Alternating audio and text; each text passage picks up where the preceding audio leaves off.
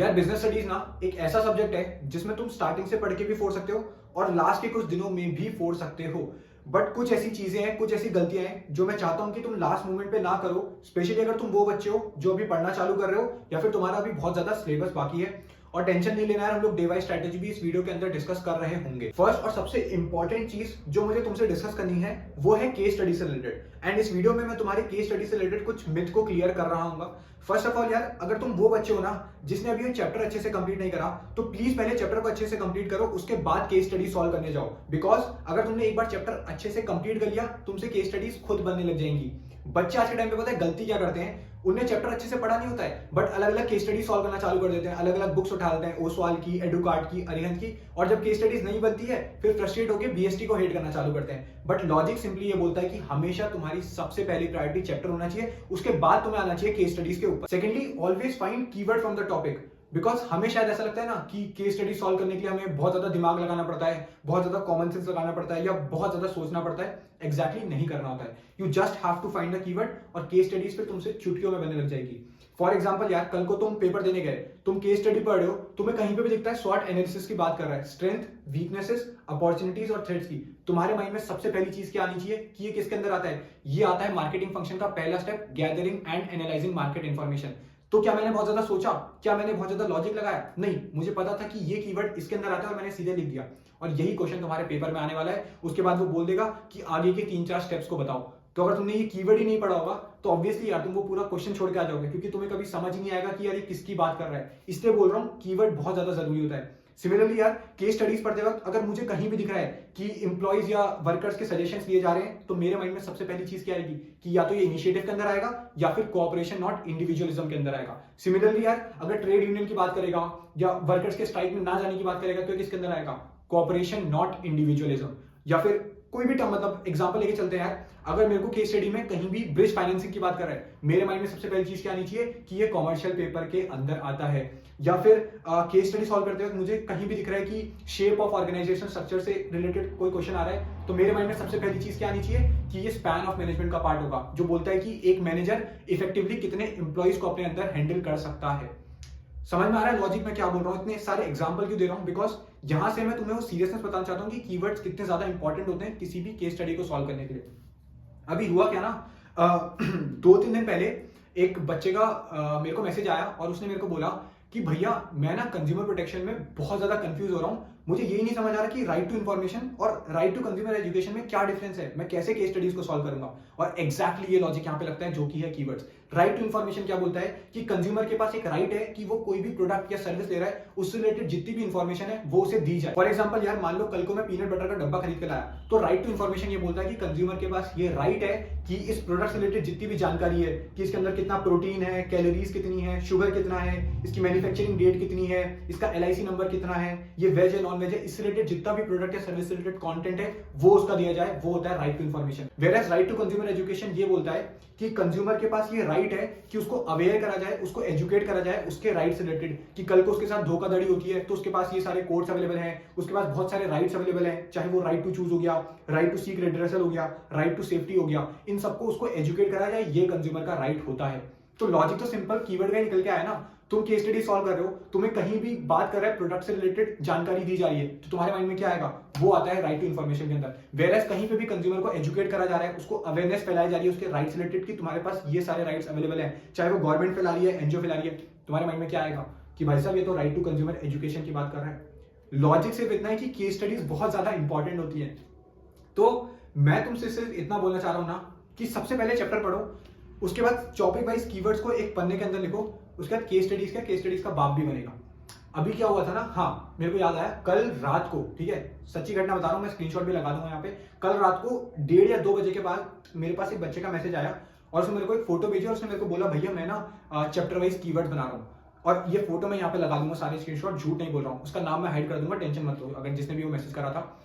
So I just want to ask मेरे भाई कि तुम क्यों नहीं बना रहे हो? इसके रिस्पॉन्स पे यार अगर तुम्हें लास्ट में बहाना ही देना है कि भैया टाइम नहीं है या लिखने का मन नहीं कर रहा या लास्ट मोमेंट पे आके कौन लिखता है, तो फिर इस कॉन्वर्सेशन का कोई फायदा नहीं है, राइट? जितना टाइम तुम ये स्ट्रैटेजीज ढूंढने और देखने में लगाते हो ना, इसको अगर एग्जीक्यूशन पे लगाओगे ना तो तुम्हें फिर इन सारी वीडियोस को दोबारा देखने की जरूरत नहीं पड़ेगी।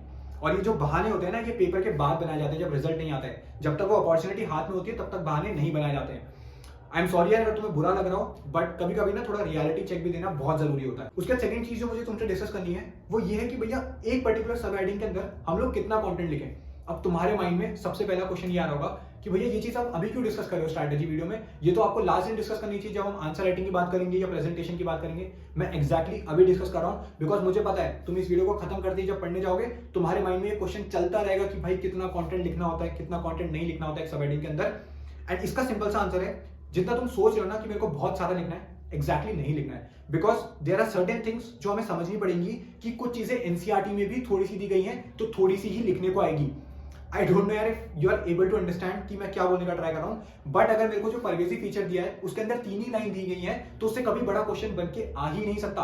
अगर इंटेंजिबल के अंदर मुझे इंटेंजिबल जो फीचर है उसके अंदर 2 ही लाइनें दी गई हैं तो उससे कभी बड़ा क्वेश्चन बन के आ ही नहीं सकता। बिकॉज सीबीएसई पागल थोड़ी है, जब हमें एनसीईआरटी में ही थोड़ा सा कंटेंट दिया है तो हम खुद से इन्वेंट करके कुछ और थोड़ी लिख के आ सकते हैं वहां पे, तो वो बड़े मार्कर में आ ही नहीं सकता जो तुम सोच रहे हो अपने माइंड में। तो वो डर बिल्कुल अपने माइंड से निकाल दो। बट यहां पे निकल के आता है सेकंड केस कि कुछ ऐसे टॉपिक्स हैं जहां से बड़े मार्कर के क्वेश्चन आने वाले हैं, लेकिन उसमें तुम्हारे पास अच्छा खासा कंटेंट अवेलेबल होता है। तो अगर तुम उसको नॉर्मली भी पढ़ लोगे तुम्हारे पास एक अच्छा कंटेंट अवेलेबल रहेगा लिखने के लिए। फॉर एग्जांपल देखो, तुम्हें भी पता है एक प्रिंसिपल ऑफ मैनेजमेंट कोई ना कोई आने वाला है, लेकिन उसके पास तुम्हारे पास कंटेंट भी तो होता है ना अच्छा लिखने के लिए। उसके अंदर 4-5 लाइनें तो एटलीस्ट होती ही है अगर तुम नॉर्मली भी उसको पढ़ते हो। सिमिलरली यार अगर मैं बात करता हूं पर्टिकुलरली 5 मार्कर के क्वेश्चन में, तो किसी भी पर्टिकुलर टॉपिक के फीचर्स को एक्सप्लेन करने के लिए आ जाएगा। तो उस केस में क्या होगा, तुम एक पर्टिकुलर टॉपिक में अगर सिर्फ 2 लाइनें लिखोगे और बहुत सारी सब हेडिंग्स उसके अंदर लिखोगे तो तुम्हारी वर्ड लिमिट तो उसी में कंप्लीट हो जाएगी। मतलब बात ये निकल के आती है कि तुम्हें उसमें 2-3 लाइन से ज्यादा लिखने की जरूरत नहीं पड़ेगी। आई डोंट नो यार मैं इस टॉपिक को तुम्हें बहुत डीप में एक्सप्लेन कर पाया या नहीं कर पाया, बिकॉज ये क्वेश्चन है ना मुझे बहुत ज्यादा फ्रस्ट्रेट करा अपने क्लास 12 पे, एंड मुझे बहुत देर लग गई ये रियलाइजेशन होने में। एंड मैं चाहता हूँ कि ये गलती तुम्हारे साथ ना हो या इसके चक्कर में तुम अपने ऊपर बहुत ज्यादा अननेसेसरी बर्डन ना लो। तो भैया कंक्लूजन तो आपने बताया नहीं। कंक्लूजन ये बोलता है कि सिर्फ पढ़ाई करो, जहां से भी पढ़ रहे हो, जिस भी टीचर से पढ़ रहे हो, खुद से पढ़ रहे हो, स्कूल से पढ़ रहे हो, ट्यूशन ले रखे हैं, कोचिंग पे जा रहे हो, सिर्फ पढ़ो। राइट, तुम्हारे पास कंटेंट होगा लिखने के लिए, मैं तुम्हें प्रॉमिस कर रहा हूं। तुमने इकोनॉमिक्स से पेपर से पहले बहुत टेंशन ली थी ना कि भैया पेपर डिफिकल्ट आएगा या यहां से कुछ बन के आएगा। मैं आसान आया ना या तुमसे बन गया ना। बिजनेस स्टडीज में भी ऐसे होगा। अभी तुम्हें लग रहा है कि मैं कितना लिखूंगा या कितना नहीं लिखूंगा, एक बार पेपर आ जाने दो या वो तुम्हें समझ में आ जाएगा मैं क्या बोलने का ट्राई कर रहा था। तो कंक्लूजन ये बोलता है कि सिर्फ पढ़ाई करो, माइंड में एक बार भी क्वेश्चन मत आने दो कि भैया इसके अंदर ज्यादा लिखने को आ गया तो क्या होगा। नहीं आ सकता, जितना दिया गया है उतना ही आएगा और बहुत ज्यादा टेंशन लेने की जरूरत नहीं है। मैं बिजनेस स्टडीज से 1 या 2 दिन पहले अपनी आंसर शीट लेकर आऊंगा बिजनेस स्टडीज की, और वहां पे हम बैठ के डिस्कस करेंगे कि बॉस इसके अंदर हम कितना कंटेंट लिख सकते हैं या कितना कंटेंट हमने प्रेजेंट करके आना है, ताकि तुम्हारी वो क्लैरिटी हो जाए। बट तब तक मुझे प्रॉमिस चाहिए कि तुम एक भी सेकंड ओवर थिंकिंग नहीं करोगे इससे रिलेटेड कि इस पर्टिकुलर सब हेडिंग के अंदर मैं कितना कंटेंट लिखने वाला हूं। बिकॉज तुम सोच रहे हो भैया इस पे इतना लंबा डिस्कशन क्यों कर रहे हो, बिकॉज पिछले 1-2 महीने से मेरे पास रेगुलरली क्वेश्चन आ रहे हैं कि भैया इसके अंदर कितना लिखना होता है, इसके अंदर कितना लिखना होता है। तुम्हारा काम क्या है, सिर्फ पढ़ाई करो, टॉपिक्स कंप्लीट करो, जितना बुक में दिया गया है, जहां से भी तुम पढ़ो, यूट्यूब से पढ़ो, खुद से पढ़ो, जितना पढ़ रहे हो पढ़ो, लास्ट में आके बन जाएगा कंटेंट तुम्हारे पास होगा लिखने के लिए, मैं तुम्हें प्रॉमिस कर रहा हूं। और हम लोग आंसर शीट डिस्कस करेंगे, ज्यादा टेंशन लेने की जरूरत नहीं है, बिल्कुल भी ओवरथिंकिंग तुम अब नहीं करोगे। एंड फाइनली यार जब भी कोई चैप्टर पढ़ते हो उस चैप्टर का एक फ्लो चार्ट बनाओ जिसके अंदर तुम्हारे सारे फीचर्स, इंपॉर्टेंस, फंक्शंस और प्रोसेस की सारी हेडिंग्स तुमने लिख रखी हो। Because that is the only thing जो तुम पढ़ के जाओगे पेपर से 1 दिन पहले या पेपर से 1 दिन सुबह। तुम बहुत ज्यादा दोबारा डिटेलिंग में नहीं पढ़ोगे, तुम सिर्फ उस पन्ने को पढ़ के जाओगे जिसके अंदर सारे फीचर्स लिखे हुए हैं, सारी इंपॉर्टेंस लिखी हुई है, सारे फंक्शंस लिखे हुए हैं और सारे प्रोसेस लिखे हुए हैं।